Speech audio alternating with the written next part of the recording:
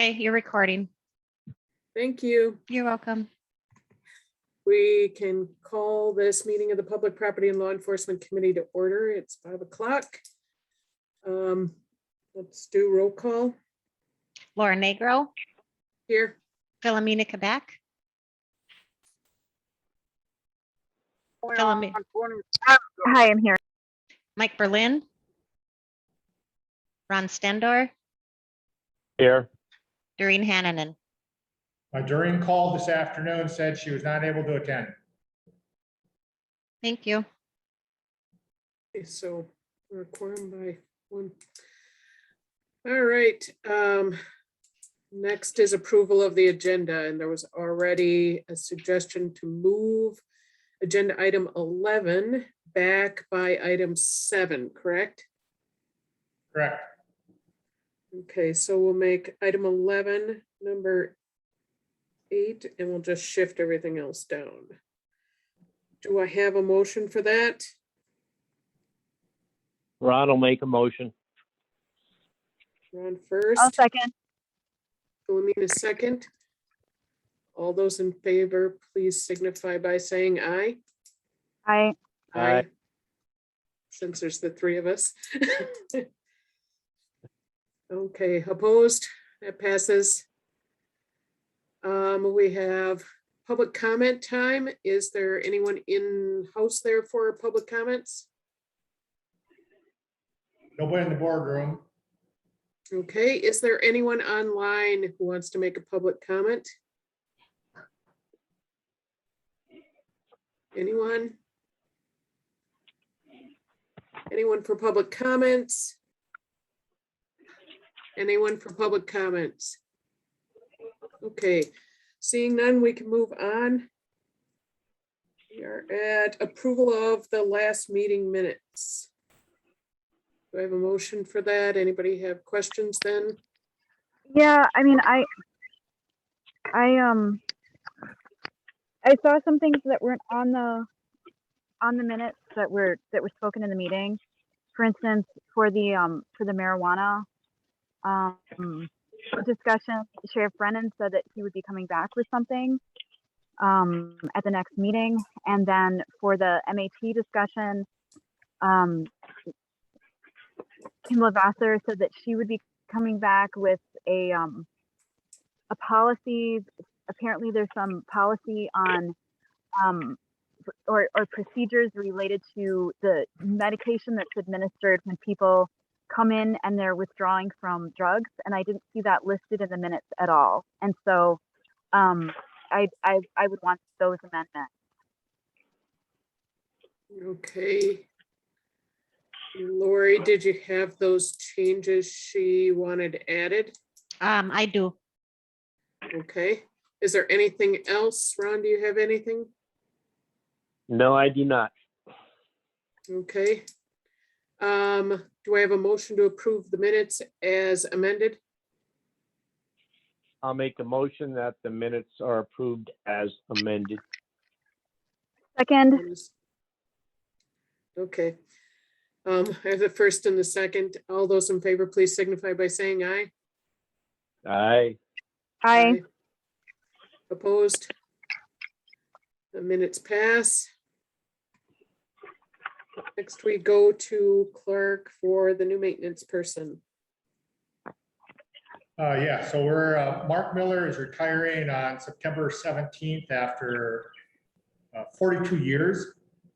And we will be, by the way, I'll put up a resolution for county board on September 16th, which is the county board meeting, for the county board to recognize that. And then we're going to be doing for the courthouse staff, cupcakes and coffee at 3 o'clock to say goodbye to Mark and thank him for his service. On the 17th? There'll be, yeah, his last day is the 17th. So the 16th board resolution, the 16th cupcakes and coffee at 3 p.m. We sent out a notice to the courthouse staff. If anybody else wants to show up, we'll certainly discuss it at the county board meeting on the 16th also. Sarah Lindefelter is starting on Wednesday the 1st. So they'll have some overlap of, 2.5 weeks here. And she has worked with the courthouse before. She worked, you might remember her working here the spring of 2020 through the fall of 2020, working with CARES dollars, doing backup maintenance, doing landscaping, and then also working with the court systems, taking people's temperatures and scanning for symptomatic people and handing out masks and hand sanitizers for the court operations last summer. So we welcome Sarah to come back in, and we're looking forward to having her on board. And I don't know if she'll work 42 years, but hopefully she'll be here for a while. Cool. She isn't there, is she? She is That's her not. fish. Okay, well then we won't say hi to her. We can move on then. Water line for jail from jail assessment report. Yeah, so we basically had a super tight deadline on this, and we took it to executive committee on the 19th to get approval to get the repairs started. And the money is coming out of the jail assessment fee. So if you remember previous discussions from the finance committee, one of the funds that we have is a jail assessment fund. It has, I don't know, $150,000 in it. It collects money from fines and other things that go in there, and that money can only be utilized for jail improvements. And so we're basically taking the $10,000. Or wait, what was this one? This was that amount, 2,800, 5,800, 2,700. These are basically replacing backflow valves.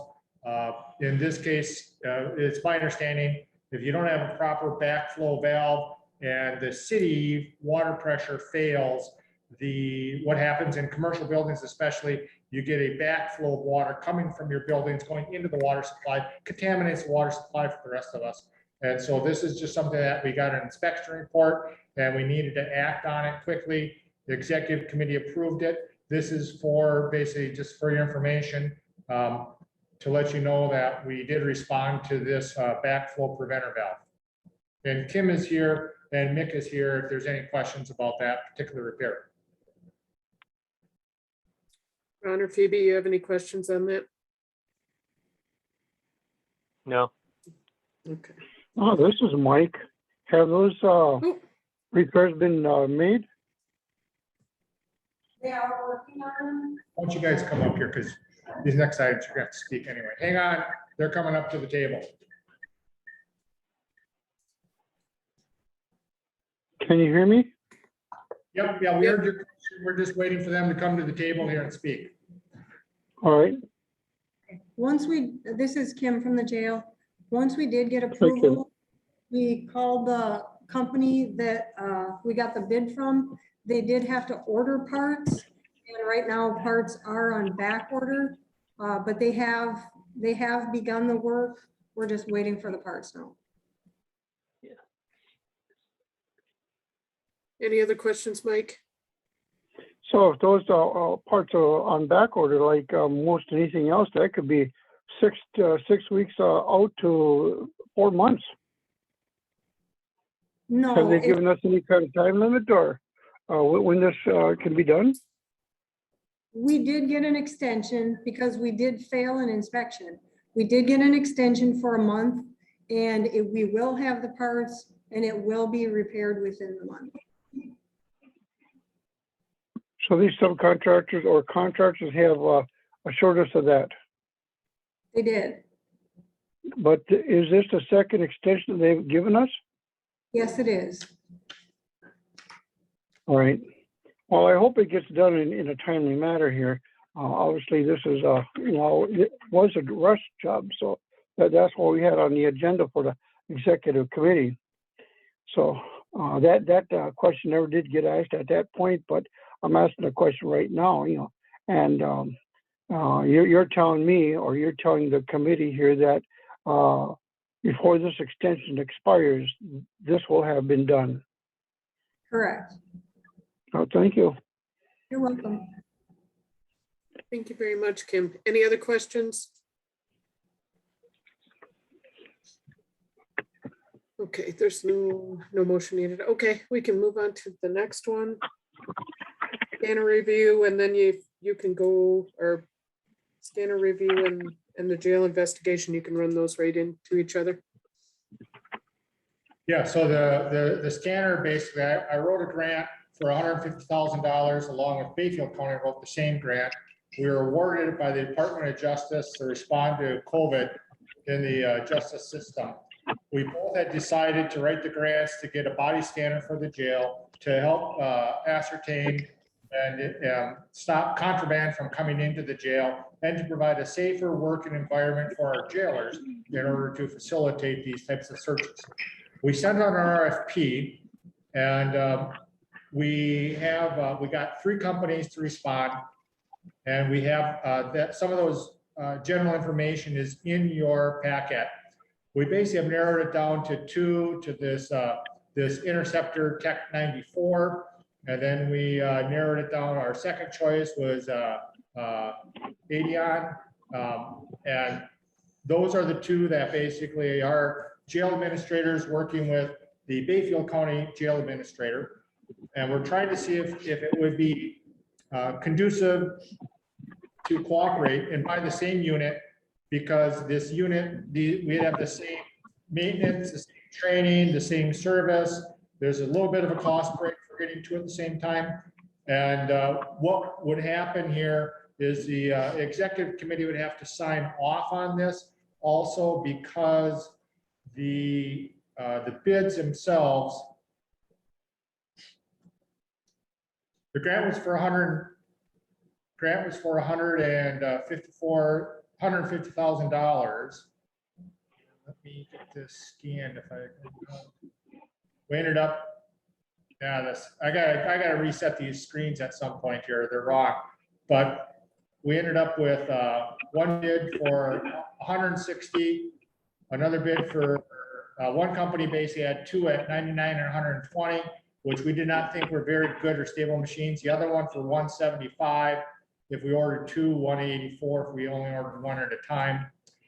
So that being said, what will happen is the excess money, so the things that went over $150,000 will be coming from the ARPA funds. The county board had put in that the ARPA fund designations are $5,000 and less. County administrator determines 5,000 to 50. Executive committee determines 50,000 and up. County board basically determines. And with that, I'll turn it over to Kim to discuss her thoughts about what she feels are the positives and negatives of these different scanners. Okay, so the Tech 84, we had them come up to the jail and show us a footprint, which is, they lay out a thing on the ground and show you what the sizing would be and what it looks like.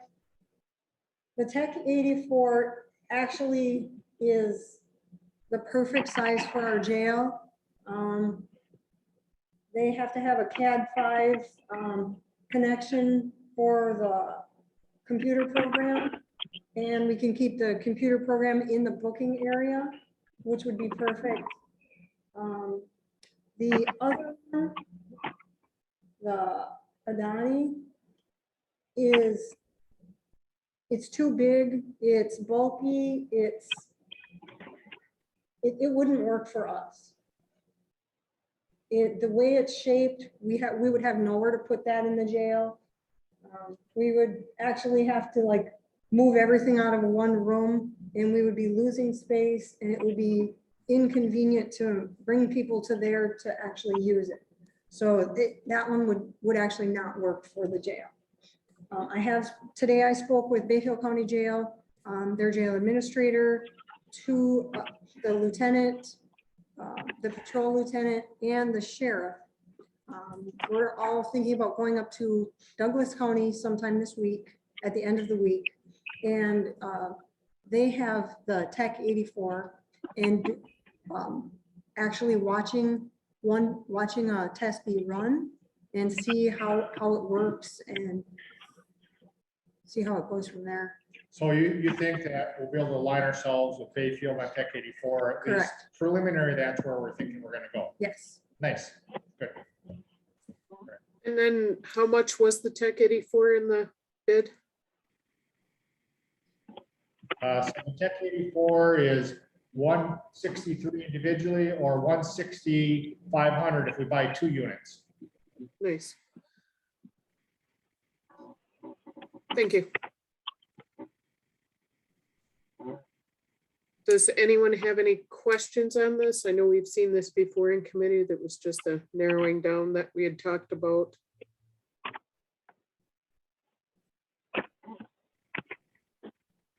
Okay. Go right ahead and move on. Jail investigation.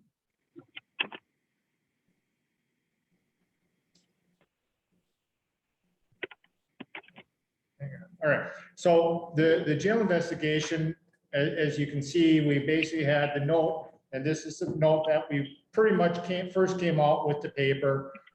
And we basically told the material itself and the note and the investigative report is from Douglas County.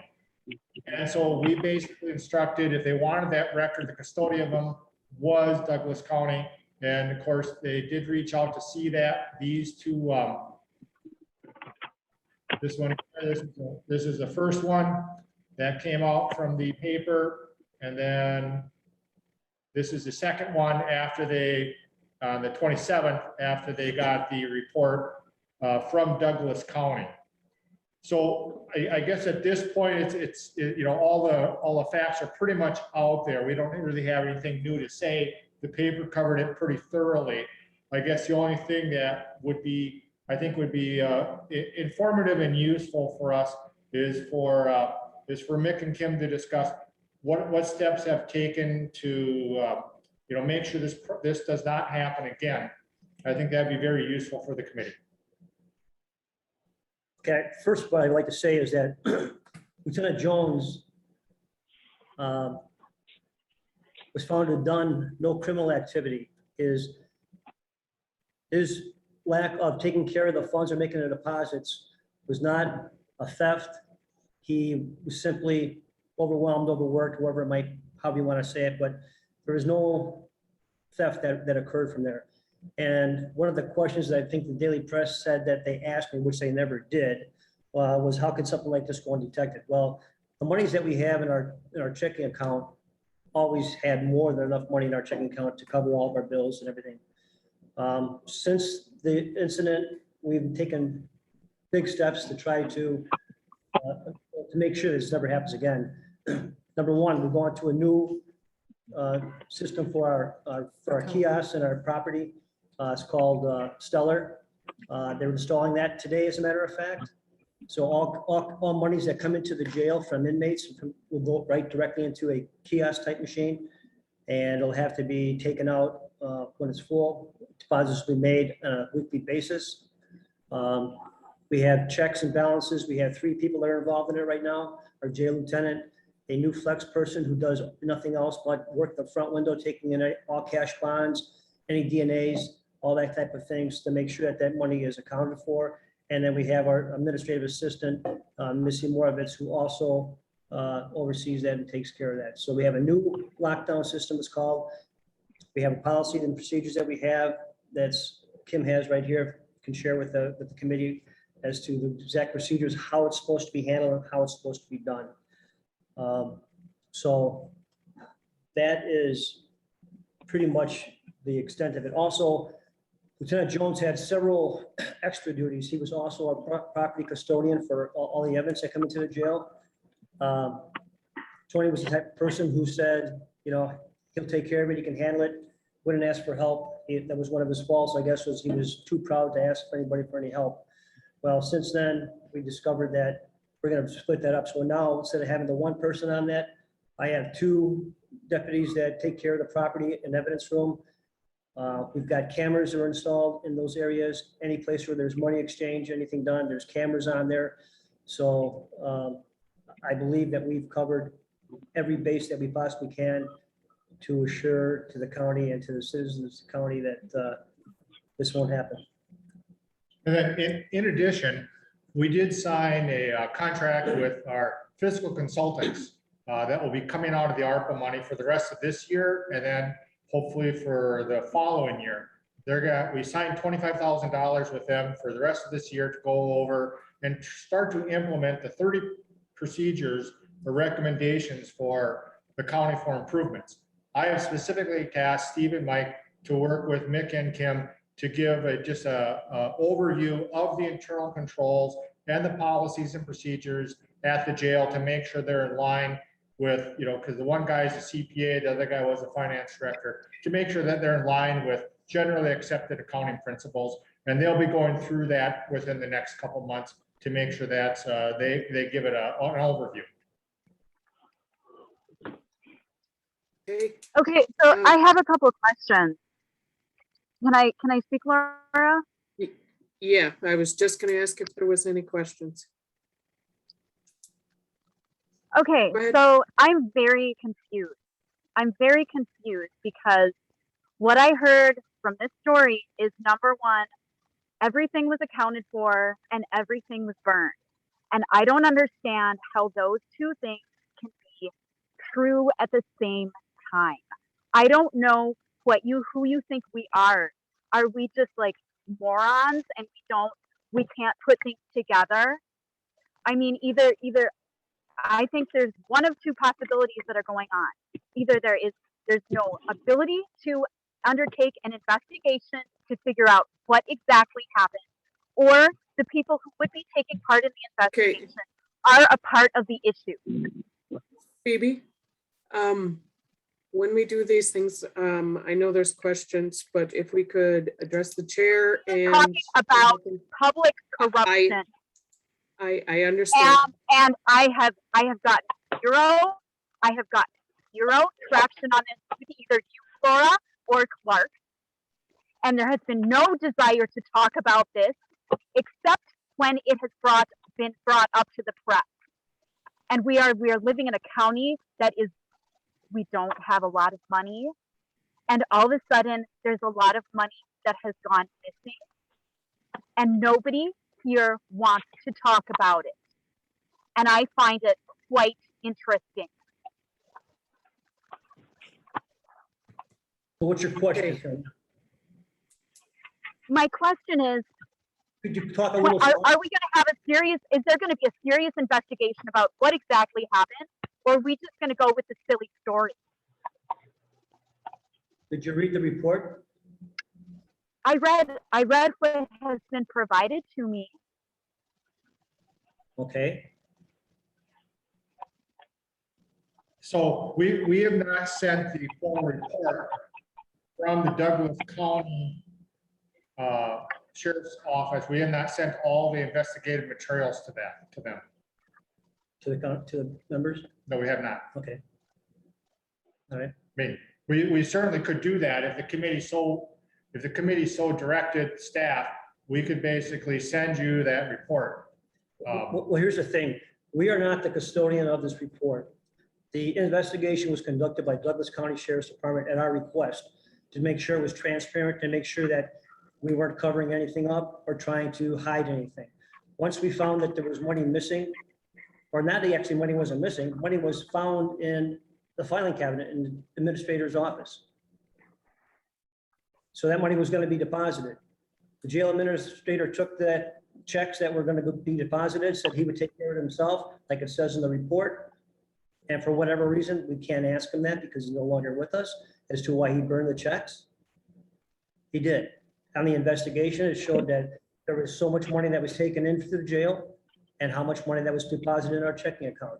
That difference was $41,000, $41,300 some dollars in the difference. That's how we know how much it was, by the amount of money that was taken into the jail and the amount of money that was deposited.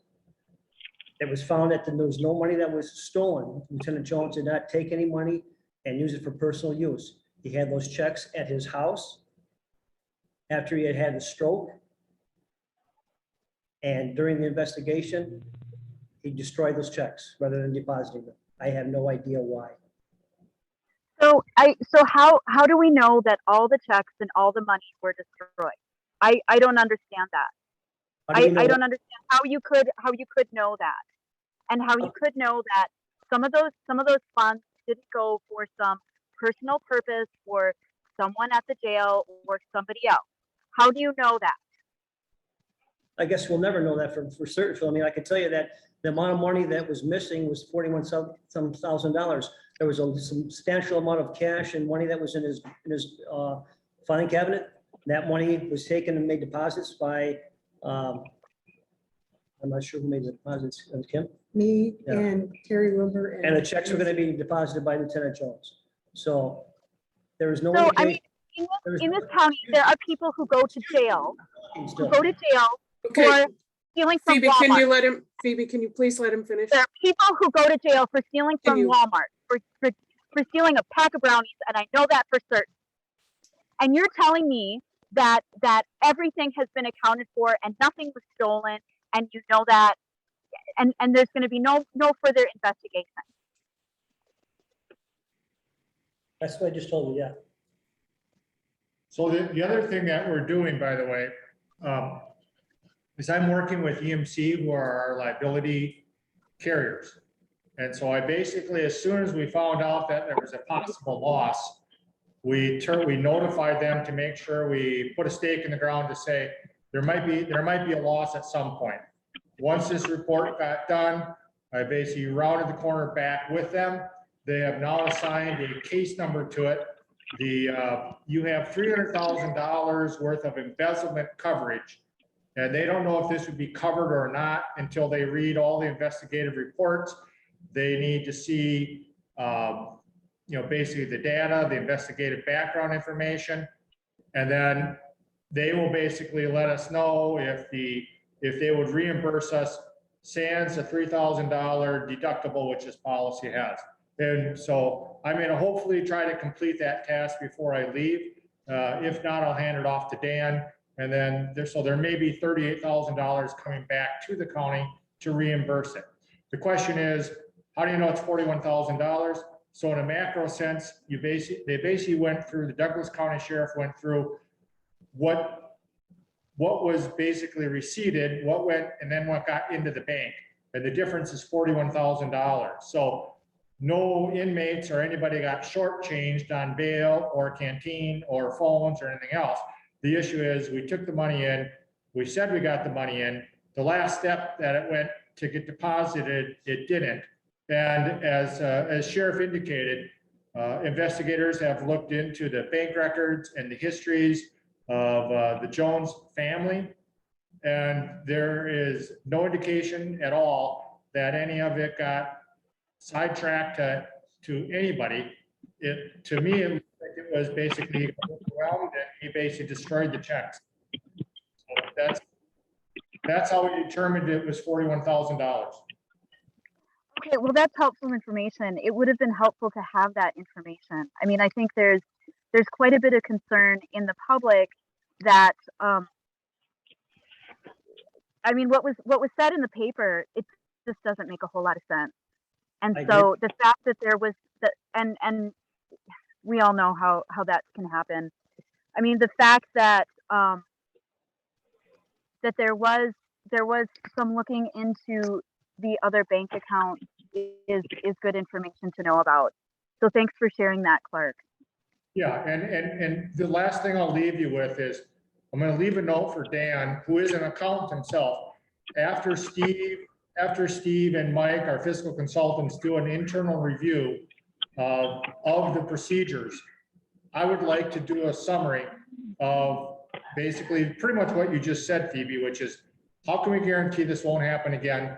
And I think we'd like to reach out to the paper and do a short little to say, here's the steps that were taken to demonstrate how this won't happen again. And I'll leave that in Dan's hands for after I leave. Yeah, I mean, I'm very concerned about the jail employees and the fact that we have lost 2 jail employees in a very short period of time for who've taken their own lives is incredibly serious. We need to make sure that they have a safe environment to work in, that they're supported, that that they're accountable so that things like this don't get out of control. And, the fact that Lieutenant Jones is gone is a significant loss to this community.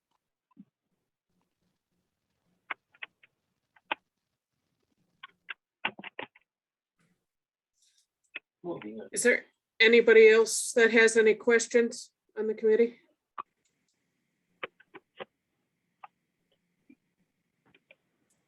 No comment from Mike. Okay.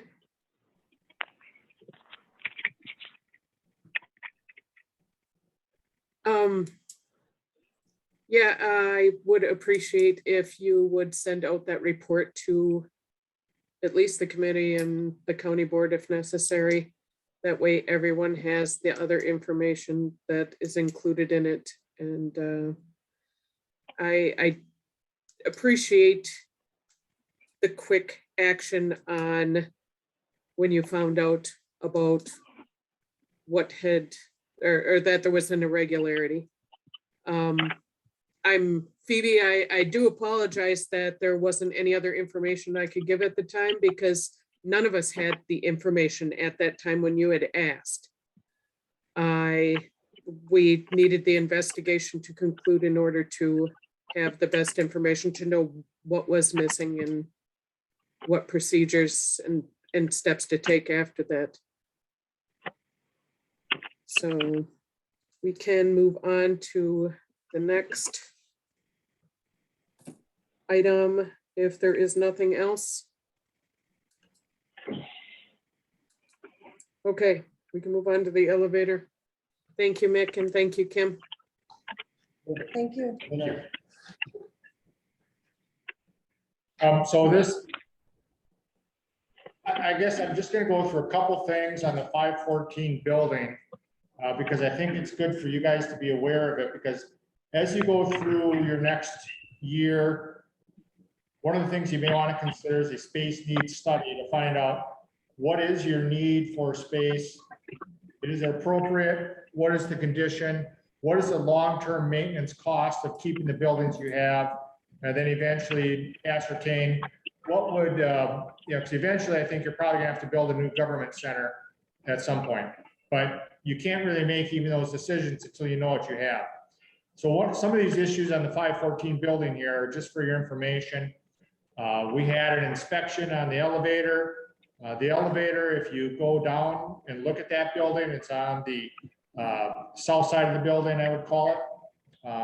It seems to be separating a little bit. There's like a couple inch gap. By the time you get to the top, that's filled up with great stuff foam, which is, I don't know why it's that way. It looks like it's been that way for a while though. We got a inspection. There was an issue with a small issue with it. In order to try to consolidate, we're looking at getting Mark Miller together with the HHS staff to find out if we can utilize a call between the two companies. We have the elevator here in the courthouse and the elevator at the 514 building to try to save a service call. Right now, it's not a critical call. It probably costs $1,000 for us to get them to come up and do this small adjustment. And so we have an inspection coming up in October. If it doesn't decompensate any further, they'll come up and fix it during their annual service call, which we already have to pay for anyway. So I just bringing this to your attention in case you see something in the future that, yep, it is an old elevator and, it may have problems in the future. So.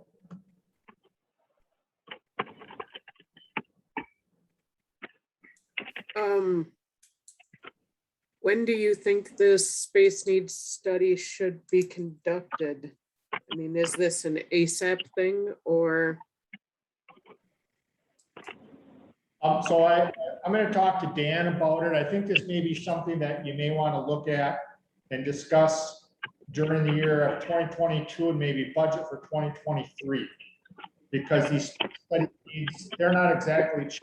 Normally you have to have engineers to come in to evaluate the structural integrity of your buildings, the mechanical ratings concerning, let's say, the boiler system, especially in this building. You have pipes that are 105 years old or however old it is. Eventually, those things are going to have to be replaced. The boiler's going to have to be replaced. You have, you know, the elevator was put in when I was born in 1961. And I'm starting to creak a little bit myself, and this thing is too. And so they're repairing the elevator with old solenoids that go back and forth based on magnetism. And it's kind of fun to go down and watch it, look at it. It's like a bunch of crickets working, but they're buying parts off of eBay. At some point, that elevator is going to go kaput. And then you're going to be, I talked to the gentleman, you're going to be 8 to 9 months to replace it if it totally fails.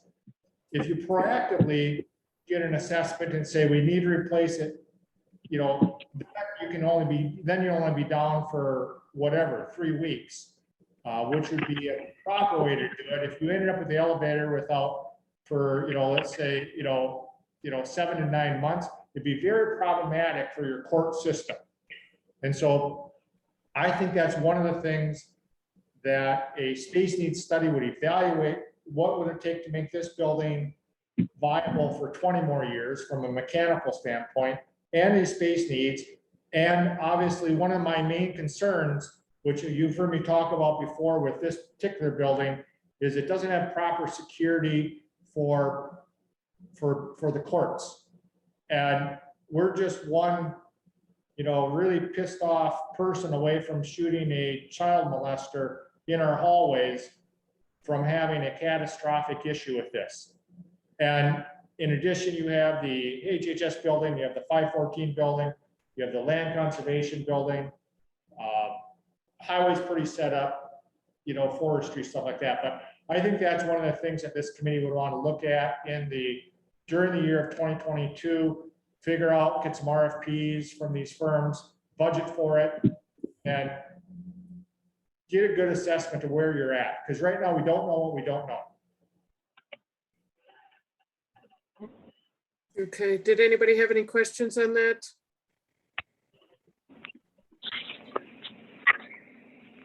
I can put in a plug. This is Mike here. And I've been in favor of trying to get the board to get behind me on the new building here, but I'm not sure 20 acres, but once we initiate a feasibility study, that would be I believe the beginning point of this, but the board needs to get behind me or get behind the need of having a new building.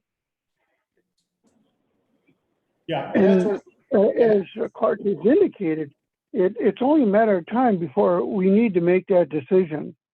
And I believe it's something we need to do sooner than later, because these problems are only going to compound, especially when the service people that come to do these repairs can no longer get the parts on eBay or wherever. So we're going to be caught in a catch-22 at some point in time. So at any rate, I missed my train of thought. You where I was going with this. Yeah, I'm sorry.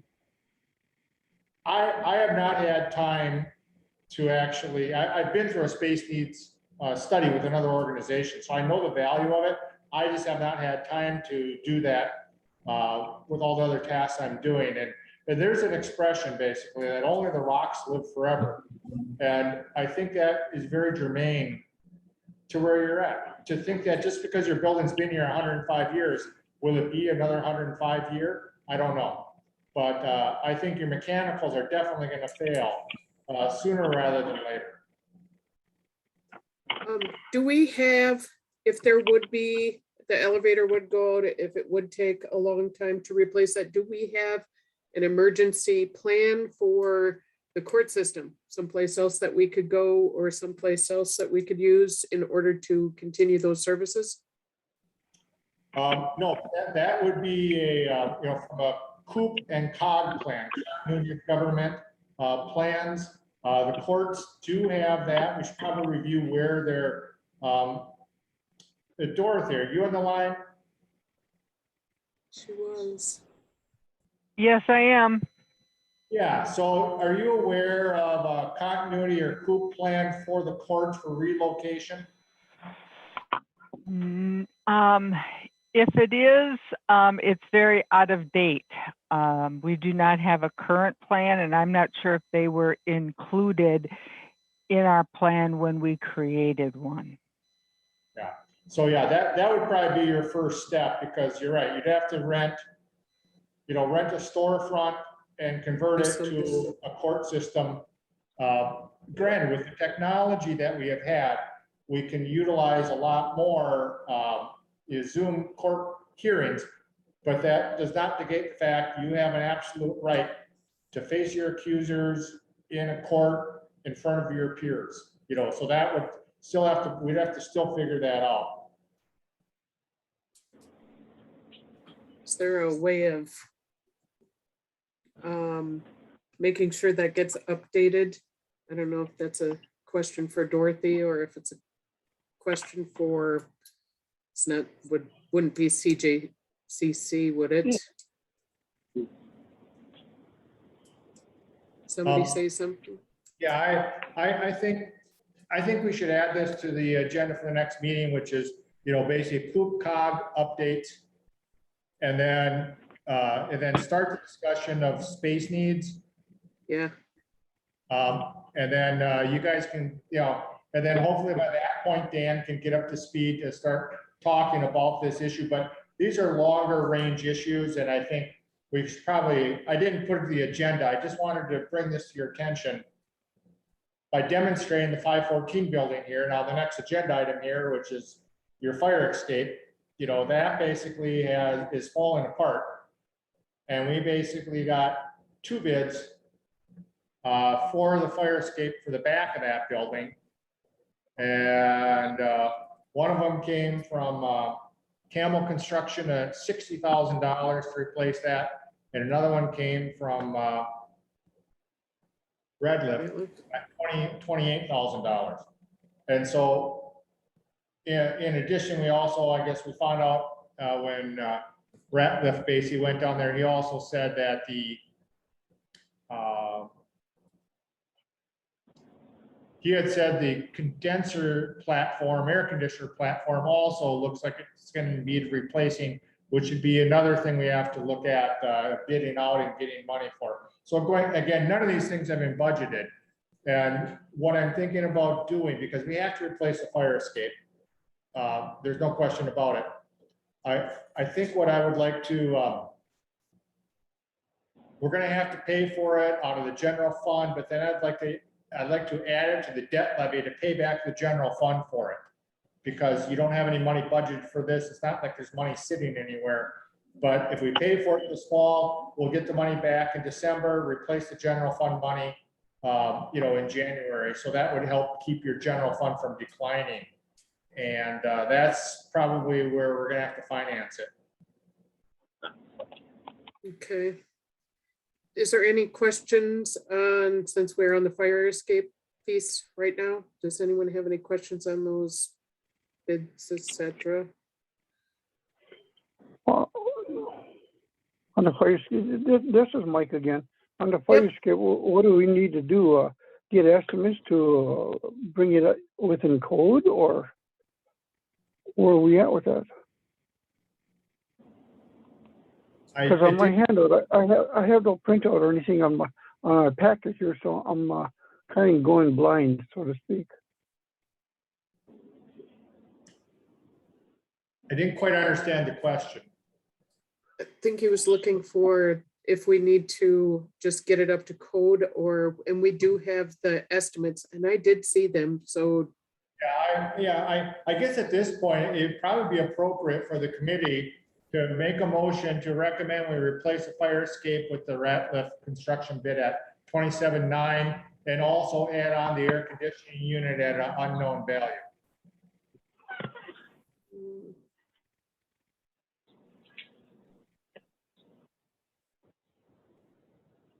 Excuse me, I just have a question. Have we been through an RFP process for the air conditioning unit? We haven't done an estimate on it. Basically, when he came out to give his estimate, he basically had said, it looks like that platform, which was built at about the same age with the same materials, is also failing. And it would probably be beneficial to replace it at the same time. Okay, yeah, that makes sense. I'll make that motion unless somebody else has. Nobody has. Phoebe Okay. made the motion for you. To replace the Replacing fire escape. Go ahead. And the air conditioning, and the air conditioning platform.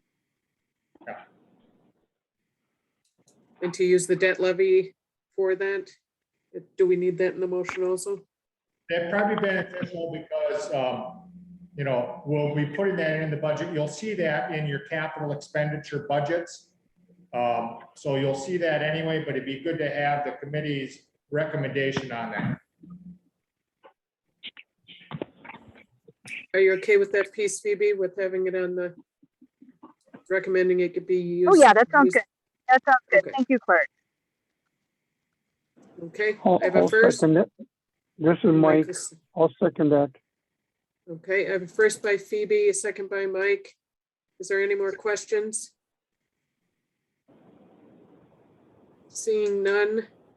All those in favor of the motion to replace the fire escape and the air conditioner platform and use debt levy for 2022 to pay for it, please signify by saying aye. All right. Aye. Aye. Opposed? Abstentions? Okay. That has passed. And we have, where are we? There's a platform, fire escape.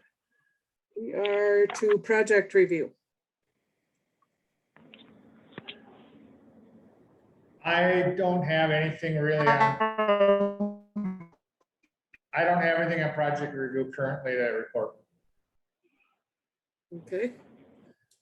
Budget review? Budget review, we're in the middle of budget season here. So the next time the budget will be reviewed by the finance committee will be on September 21st. We basically came back after the last finance committee to build in another $450,000 into the healthcare fund. And so on this document here, this is the working draft we've had. We're going through by the departments and adding in, you know, basically putting in things in blue. Lori has been adding anything that's been added for the healthcare to make sure we're balancing that out. In talking with Mike and Steve, we will have a slightly different budget format next year with better data. We'll be organizing them by funds, but you'll still see them by departments and what is their levy, what is the levy by department. So we have not finished up this budget. We're still waiting for health and human services to get healthcare increases, which is a complicated issue. Currently the budget stands, it's $84,000 in the hole, and that's with spending $203,000 of ARPA money to pay for Office on Aging, BART, airport, and something else.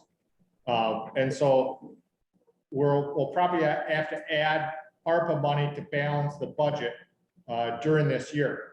In addition, germane to this committee is there's obviously a capital improvement budget for this year, which you'll see. And in addition to that, there's a 5-year capital improvement plan. So we're trying to present a little more thoughtful, long-range capital purchases, especially since some of the purchases are very large. When you're talking about highway departments and highway roads, we want to make sure we're projecting out from a cash flow standpoint where we're going to be needing cash. And then in addition, you can see, you know, like the sheriff's department, every year they're buying 2 squads, and they're buying 2 squads because of this reason. And land conservation bought a truck, and there's other things in there. So we're gonna lay that all out for the finance committee on the 21st, a 5-year plan. the one-year capital plan, which will be funded with your current debt levy, and then your overall budget year going forward. Okay. We've got next meeting date at the 25th. Was there any other questions or anything anybody had? This is Mike. On Go the ahead. agenda that I have, we had the item number 10 was the condenser platform on building 514. Then on 11, I had jail investigation memo. Has that been taken from the agenda? No, we moved it up further. You must have came in after that. Yeah, we talked about that earlier, the jail investigation memo. Kim and Mick talked about that, and we'll be sending out a report to this committee tomorrow about the report from the Douglas County Sheriff's Department. And then the number 10 condenser platform was part of the fire escape. Basically, it's the same material. It's just not a fire escape. It's just a platform to support the air conditioning unit down there. And that looks like that needs replacing also because it's from the same era. So both those issues have been addressed. Thank you. Okay, and then for the next meeting, can we make sure and put the mat issue and the marijuana piece that Phoebe had brought up during the meeting minutes? All right, so Portion. marijuana policy, and then MAT, what about MAT? The update from Kim, what exactly was it, Phoebe? The procedure for their medication that the jail has? She's not on here anymore. Okay, well. Okay, So when did you say the next meeting is going to be? October 25th, it says. October 25th. Yep, Okay. I'm Right. okay with that. Motion to adjourn? Motion to adjourn. I've got a first. Do I have a second? Ron will second that. Thanks, Ron. All those in favor, please signify by saying aye. Aye. Aye. Thank you, guys. I appreciate